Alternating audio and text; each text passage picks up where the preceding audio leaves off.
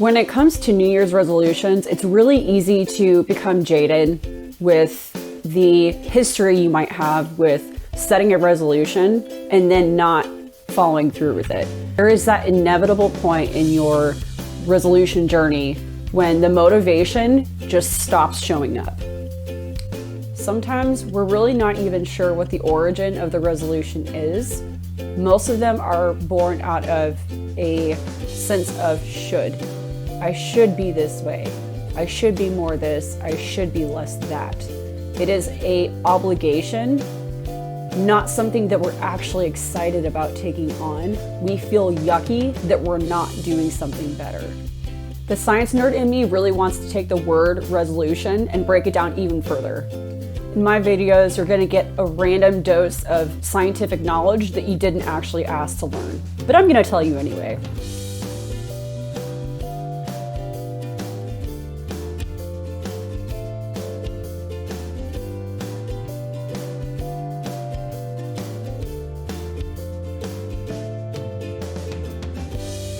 The root of the word resolution is broken down into two parts. The root of RE means to return or to come back again. A solution is simply a means to solve a problem. A solution is homogenized, and what that means is that it's all built of the same stuff. So here are 6 questions that you can ask yourself to determine whether or not the resolution that you've set for yourself is actually one that you're going to have the motivation to stick with. Number 1, is this my resolution? Don't set a resolution just to set a resolution. If it's not something that you're absolutely crazy about doing, do something that you're crazy about doing instead. People seem to forget that the reason behind the resolution matters. It matters way more even than the method that you want to use to reach your resolution. Here's why I say that. It goes without saying, but if you're choosing a resolution with somebody else in mind because you want to earn affection or acceptance, it's a problem. Number 2, is this actually a problem that I want to solve? The key word here is this a problem? How you feel about your resolution is going to be a big indicator to you on how you approach it and what you consider to be a solution. What is a problem that you really actually want to solve? If you're not sure what I mean by that, I want you to ask yourself what occupies most of your energy during the day in a not good way. What drains you? What makes you feel like I'm not enough? I want you to ask yourself what outcome you actually want. Are you wanting more money because money seems to be the only way to solve your problems? Or are you actually looking for something that you hope money gives you? So for me, for instance, I like to have money because I understand I have a very deep and personal motivation around having freedom and having choices.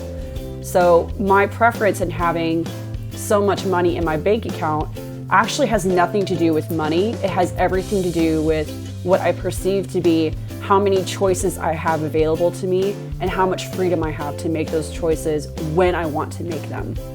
So knowing why something is important to you will also help tremendously in clearing up the question of whether or not the goal that you're setting is actually going to give you the result that you're hoping to get. To get really clear on what you think your resolution should be, you really have to take a step back and separate your identity, your behavior, and your thoughts. Because those are not all the same thing. A lot of the suffering that people encounter is because they tie in or they entangle the nature of their thoughts with their identity.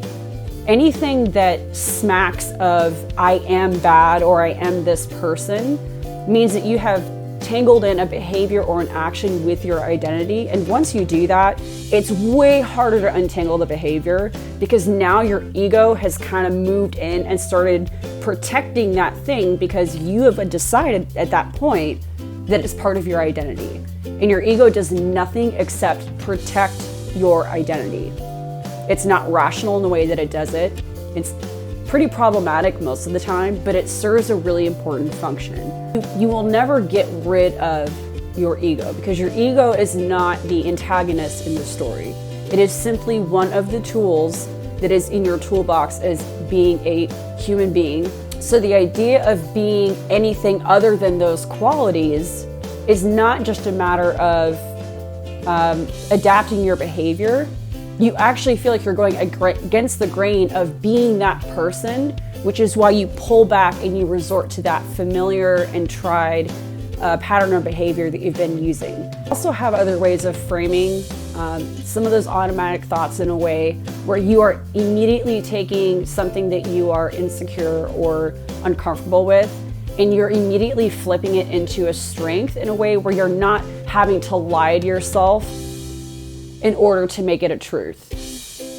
Like, that's why a lot of affirmations don't always necessarily work, because when you pick an affirmation and you don't believe in it and you recite it to yourself, it feels icky. You feel like you're being delusional. You're like, that's not me. Like, I don't even know why I'm saying this to myself. I feel stupid. I can't even look myself in the face in the mirror when I'm saying it. It's because you don't actually believe what the affirmation is saying. So what you can do is find an affirmation that you actually truly do believe and start there. It doesn't have to be the most optimistic version of the affirmation. It just has to be a little bit better than whatever you're telling yourself right now. One really easy way to help yourself catch these thoughts as they're coming up is to ask yourself what kind of I am statements you find yourself making. It's a little harder to catch them when they are in your self-talk if you haven't done any kind of work to monitor or become aware of your self-talk. It's a really, really, really vital step in that journey.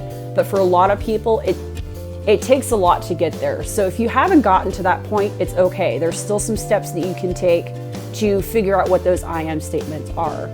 One thing that you can do is to imagine that you are about to get set up on a blind date with someone that you have heard about and they sound perfect. You haven't actually met them yet, but everything about what your friend is saying makes them sound like a great catch. So one thing that you can ask yourself is, what do I really want this person to know about me? Right out the gate, what do I think is important for them to know? Question number 5. What do you need to change about yourself in order to get this result? Another thing that you can ask yourself is, what change am I hoping to see, and what meaning am I giving that change? I know it's not a comfortable question, but this is where I want you to really drill down into the core of the question. The nature of the question might make it sound like you are preemptively blaming yourself if it doesn't go well, but I want you to challenge that notion and instead think of this as the first step in empowerment. Because what you're doing is you are assuming a level of responsibility about what it is that you do with your time, your resources, and your energy. So many of us give those things up to other people because the idea of standing our ground or fighting back or saying no is kicking against some deep lesson that we learn about how good people behave or how good people speak. So we all learn these lessons at a very young point in our childhood, and it happens at a subconscious level so that it doesn't present itself obviously to where you see the question pop up and you can challenge it directly. It's a backdoor kind of question, or it's a backdoor kind of belief. What meaning have you tied into that behavior? Because if you can figure that part of the equation out, you might find that you get to jump several unnecessary and sometimes messy steps in that process because you are retaining at the core of your changed pattern of behavior why it is that you're doing this and the noise and the distractions that are normally associated with that change. It's not that they don't come up, but you recognize them as being noise instead of being the point of why you're doing it. If you can't think of any consequences that kind of scare the crap out of you, then it's probably not a problem that you need to focus on. The intent behind this question is to help you kind of take a step back and ask yourself, what actually scares you? It's really easy for us to back away from the things that elicit feelings of fear, uncertainty, lack of control. But the really bizarre thing about backing away from those questions is that we're also backing away from the answers that those questions provide us. So this is huge for you to understand. When you understand what your most dire consequences are, it's actually pointing you in the direction of what is really, really important to you. What are your non-negotiables? So asking yourself what is the consequence is going to help you filter out that noise that you inevitably get when you are confusing conditioning with something that is intrinsically important to you as an individual without the input that other people give you. You just know that this is something that matters enough to you that if you don't have this thing in your life, it's a problem. So I will use my anxiety as an example. Being a type A person, I'm already really highly strung anyway when it comes to doing things a certain way. I believe in process, I like to be efficient, I like to move in straight lines, and if I can say something in 5 words, I will say it in 5 instead of in 15. I just love moving in straight lines and I like that efficiency. Well, when you pair that with somebody who's also deeply empathetic, who is tuning into the emotional well-being of other people in the room, especially if it's a really tense or dense kind of environment where there's a really tough conversation going on, or you are having to just be around people that are suffering, it just sucks because it makes itself the biggest problem in the room for you when you are an empath.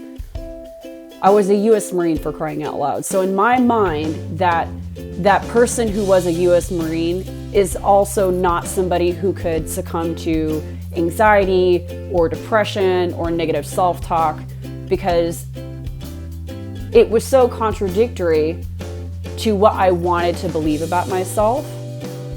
And instead of looking at it objectively, I immediately dismiss it as being less than, being a problem. Because in the environment of being a Marine, it's mission first. I'm not somebody who actually operates that way day to day. I give a shit what people think. I care how people feel. And knowing that makes it a lot harder for me to be that A equals B, B equals C, therefore A equals C logician when it comes to human interactions. It's just not how I'm put together.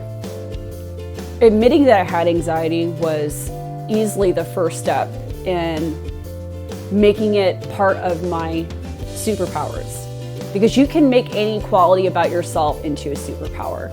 There's no such thing as a human personality trait or characteristic that is only one thing or another thing.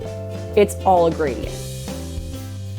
When I instead embrace the fact that that is something that I deal with, I suddenly became less entangled in that image maintenance that I had been doing to myself for myself, thinking that I would be rejected by people. So when I started really undressing the problem and looking at it for what it was, I realized that I had a really, really big issue with being vulnerable.